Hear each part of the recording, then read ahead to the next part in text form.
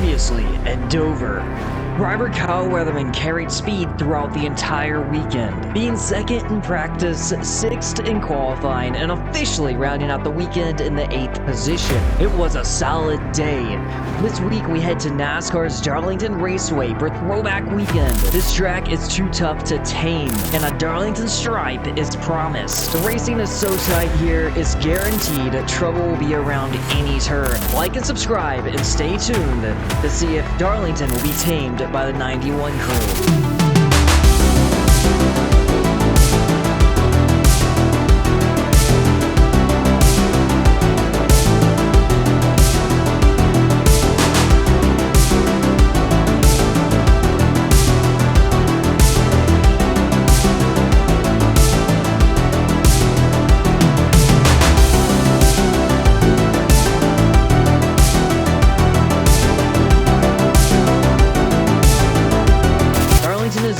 Iconic finishes. Darlington is known for magic. Darlington is known for the legends of the sport. This is a bucket list track to win at. But some things are bigger than racing.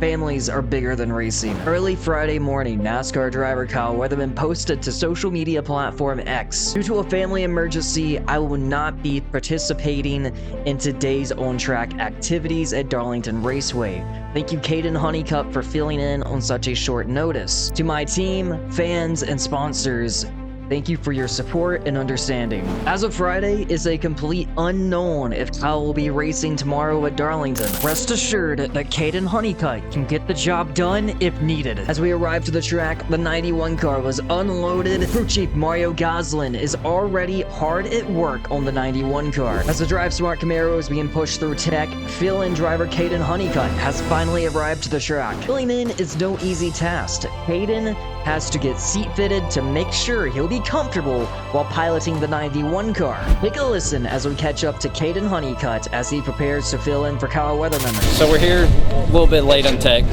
just like usual with everybody. I look at the sun, it's bright out. And then you look over there. This really concerns me. But I think we're gonna practice. We might qualify. We're just gonna see. It's gonna be a long day. Clouds are moving quick, so I might just pass over. 3 questions. First off, what was your reaction when DGM called you and asked you to qualify the number 91 car? Really shocked. I didn't expect this at all. I've talked to Mario a couple of times throughout the week and say, hey, I want to come back and do this again if he allows me to. This is obviously not the circumstance that I wanted to come back in his cars, but today is all about staying off the fence, having a good day in practice, setting down a good qualifying lap, and giving this Drive Smart Warranty Chevrolet a good run in practice, and have this thing set up for Kyle when he comes back tomorrow, hopefully. Obviously, jumping into the car for the first time, it's hard to get seat fitted when the car's prepared for another driver. Was it difficult getting inside of the number 91 car? Thankfully, no. Me and him were relatively the same size. I was pretty shocked about, but I had to adjust the steering column a little bit. I just had to move it back towards my arm so I can get a 90-degree angle, just so I don't wear myself out, because this place is very hard on a driver, very hard on mental aspect and focus.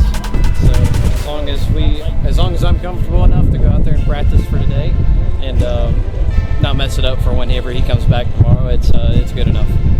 And obviously you drive for Junior Motorsports on the iRacing Coca-Cola Series. Has Dell reached out to you about jumping into the seat? I've known him. We've talked about a couple of times from last year and part of this year of just the Carster stuff, how he thinks it's going, and what the things to improve on over the course of the series. And I've texted him a couple of times. He's texted me a couple of times, and today I just reached out to him and be like, hey, how in the world do you get around an Xfinity car here at Darlington? And he said, tires rock quick, really fun place, and as long as I remember that you're not on stickers every lap and it's constantly wearing out, it'll be okay.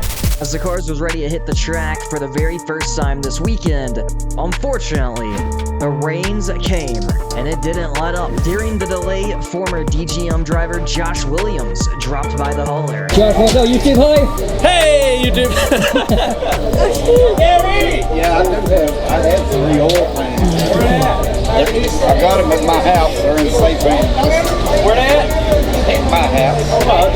Bring him next time. Bring the shark. All right, y'all be good today. You too. You be good today. At this point, it's a waiting game. Eventually, NASCAR canceled all series activities for Friday due to rain and lightning in the area. On Saturday morning, it was officially race day from Darlington. The anticipation is here. Kyle post early Saturday morning, family first always. Leaving the hospital now and kiss both of them. It's official, Kyle is headed to the track and ready to take on NASCAR's toughest task, but not without a special decal honoring his mother-in-law. Natalie Decker has also arrived to the track pre-race to sit atop of the DGM pit box. The fans are packing the grandstands. Kyle is letting his emotions set in. All gas, no break. It's now go time. Kyle is ready. Thank you. Good to go. Yes, sir.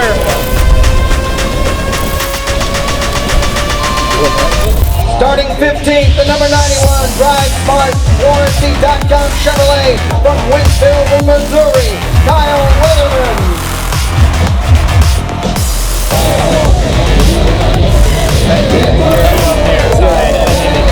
No, you're all good. On the day, brother, as usual.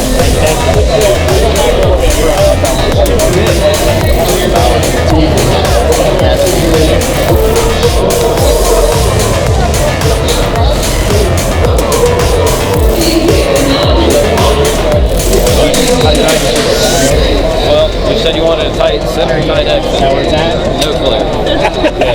I'd expect nothing less. No, not really either.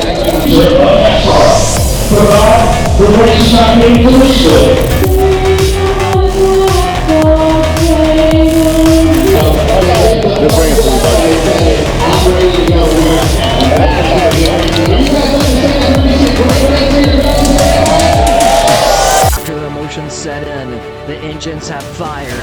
It was time to tame the beast. Kyle is officially rolling off the grid in the 15th position. The green flag is waving, and everyone is about to hit turn number 1 for the very first time this weekend. Kyle is dropping a couple positions early on. Luckily, there's a competition yellow on lap 20, but tires are already proving to be an issue. As the yellow flag flies, Kyle is running in position number 17. Mario Goslin makes the call to come in for 4 tires and a slight adjustment, leaving him in the 19th position with 20 laps remaining in the first stage. At Darlington, you gotta fight for every single position on the table. Watch as Kyle Weatherman goes head-to-head with the defending NASCAR Xfinity Series champion Cole Custer, making an aggressive 3-wide move into turn number 3 and 4. Not once, but twice. This time he threaded it through the middle, luckily gaining 2 positions. Stage 1 comes to a close. Kyle Weatherman will remain in the 19th position. Pit Chief Mario Goslin is about to take a major swing at the car. Take a listen as the team goes to work.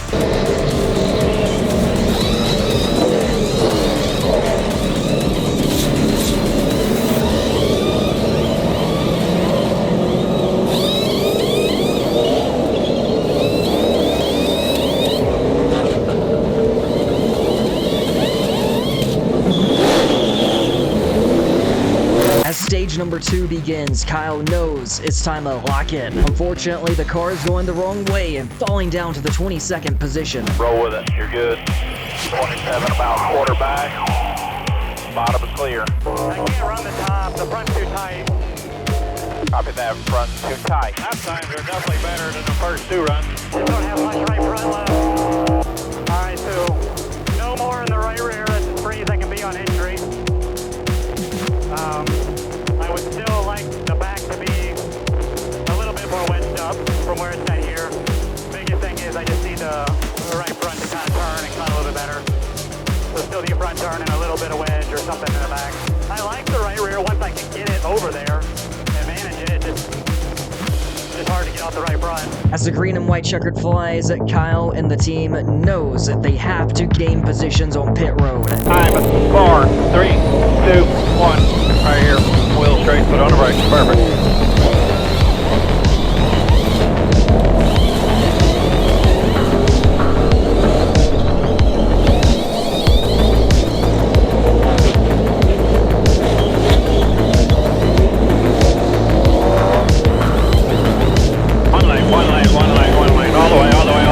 And they did, jumping all the way to the 16th position. This is what Drive Smart would call a pit crew in your pocket. The final stage is green. It's time to hammer down.